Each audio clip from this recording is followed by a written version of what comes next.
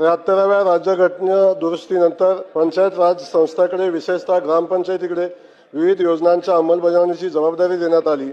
तसेच ग्रामपंचायत ग्रामस्थांना विविध सेवा मूलभूत सुविधा देत असून ग्रामीण जनतेला विकासाचा केंद्रस्थानी ठेवून शासनाच्या योजना लोकांपर्यंत पोहोचवण्यासाठी जनतेची दैनंदिन कामे सुलभतेने पार पाडण्यासाठी स्वतःची सुसज्ज व कार्यालयीन इमारत आवश्यक आहे।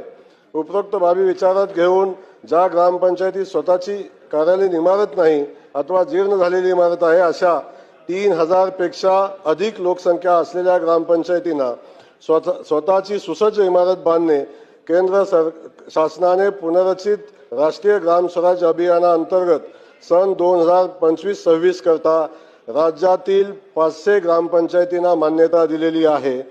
ग्रामपंचायत कार्यालय बांधण्यासाठी प्रत्येकी 25 लाख निधी मंजूर केला आहे। यासाठी राज्याचे मुख्यमंत्री आदरणीय देवेंद्र फडणवीस साहेब यांनी केंद्र शासनाकडे पाठपुरावा केला आहे। माननीय नरेंद्र मोदी पंतप्रधान महोदय आणि केंद्रीय माननीय मंत्री माननीय शिवराज सिंह चौहान यांनी या प्रस्तावात सत्वर मान्यता देऊन निधी उपलब्ध केला आहे। याबद्दल ग्रामविकास विभागाच्या वतीने त्यांचे आभार मानतो। चला खोकाटे साहेब।